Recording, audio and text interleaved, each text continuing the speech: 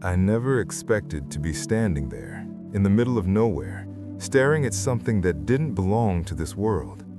The desert stretched endlessly, and above, the stars were bright and sharp, but something about the air felt wrong, alive, expectant.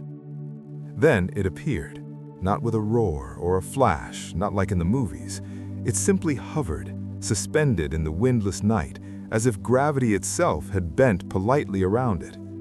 Its shape was humanoid but wrong. Elongated limbs, subtle angles, skin that seemed to shimmer with faint pulses of light. Its presence was calm but enormous, like staring into a thought larger than my mind could contain. I swallowed hard. My voice shook. I need to ask you something," I said. "What happens to people who spend their lives chasing money, thinking it will bring happiness?" For a moment, nothing. Then a voice entered my mind, not spoken but felt. "They will acquire everything they think they need and remain empty. They will measure themselves by numbers, by status, by things that cannot count the heart. Their years pass like sand slipping through fingers they cannot see." I felt a shiver crawl up my spine. So, all their effort, all their work, wasted? Not wasted, misaligned. They seek outside what exists inside. Awareness is the key. Without it, no prize satisfies the soul. My chest tightened, my mind raced, and in that moment, I understood. This was no lecture, this was a mirror. I stepped forward, every instinct screaming to run, but curiosity anchored me. The being didn't move toward me. Instead, it tilted its head, studying me with a depth that felt like it reached into my very memories. I need to understand," I said aloud, my voice echoing oddly in the still desert. "Why do people keep chasing things they can never truly own? Why do they spend their lives in pursuit of wealth, thinking it will fill them?" The alien's gaze pulsed softly. Then I felt the answer directly in my mind. "Because you are taught to measure yourself outwardly. Comfort, money, titles, these are symbols of worth, not the source of it. Humans believe they can earn value, but value exists internally. Without awareness, the chase is endless." I swallowed, trying to absorb the weight of its words. So, even if someone acquires everything, promotions, houses, recognition, they still feel empty? Yes, their victories are shadows of fulfillment. The mind clings to illusion, the heart remains neglected. Awareness interrupts the cycle. A human can only know contentment when they align internal truth with external action. I nodded slowly. Something about hearing this directly, not in a lecture, not in a book, but from something utterly alien, made it undeniable. "Then, can they ever break the cycle?" I asked cautiously. "Some will awaken, most will not. Time passes faster than attention. Awareness is the rare gift. Those who seek it will find it in moments unnoticed by the rest."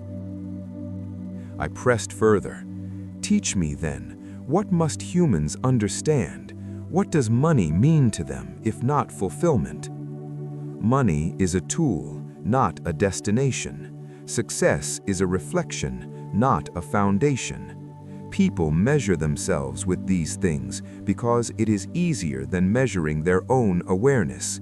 But you cannot store happiness in a vault. You cannot decorate a house with meaning." I could feel my heart tightening. Every achievement, every promotion I had chased suddenly felt smaller.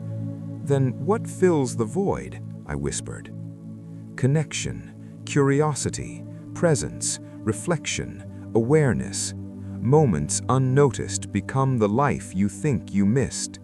Years of accumulation mean nothing without recognition of what is already within." I thought of my own choices, long hours spent climbing ladders, missing birthdays, ignoring friendships, numbing evenings with distractions. Could it be that all the work, all the striving had been empty?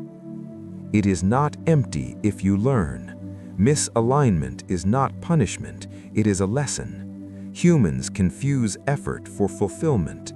Observe, reflect, and act consciously. Only then does the pursuit serve life rather than consume it. Is it really that simple? Awareness? Simple to describe, difficult to practice. Most chase externally because it is taught, expected, safe. Awareness requires courage. It requires confronting what you avoid, dissatisfaction, regret, the passage of time, and it transforms existence. The alien's presence pressed against my mind, not oppressive but insistent.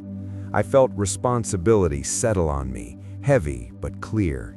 This was no philosophy to ignore. This was an instruction encoded in the rhythm of life itself. I sank to the sand, overwhelmed. So people can have everything they want and still feel hollow? Yes, they chase the reflection of satisfaction, not the substance. They work tirelessly for approval they cannot internalize. Their lives pass unnoticed because they value the wrong moments. I imagined all the colleagues I had envied, all the friends who had spent years building wealth while missing birthdays, evenings, sunsets. Their triumphs were hollow echoes. The alien's words cut sharper than any critique I had ever received. And those who notice, I asked, the ones who align awareness with effort? They are rare, but they exist. Their achievements become meaningful because they are conscious. Money is a tool, not a chain. Recognition is a mirror, not a master. Presence converts accumulation into life experienced. They wake in the morning and see the world fully, not just what it can give them. I let silence stretch. I could feel my own life flashing in fragments, the wasted mornings, the exhausted nights, the countless times I told myself, soon I'll be happy. It is never too late. Awareness is not bound by age or circumstance. Even a lifetime misaligned can shift in a moment if the mind opens and observes. I exhaled slowly. Everything I thought I knew about effort, success, and happiness had been reframed in a single conversation. I looked at the alien one last time. So, what should we do? Notice, observe, be present, align internal truth with external action, measure life by awareness, not accumulation. Money, titles, possessions, they are tools, not fulfillment. I nodded, understanding for the first time that every pursuit, every stress, every restless hour could be transformed if I remembered to observe, to connect, to be aware.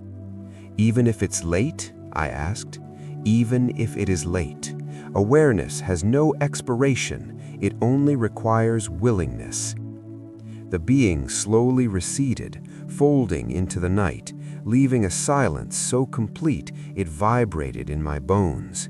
And yet its presence lingered, an echo of understanding, a blueprint for living differently.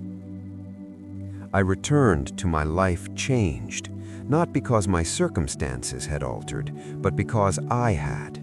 I would still work, still strive, still plan, but differently, consciously, mindfully, aware of each moment, each connection, each heartbeat. And I realized the truth it had given me. The question is not whether chasing money will fill you. The question is whether you are awake while you chase, and whether you allow the moments that truly matter to exist in your life.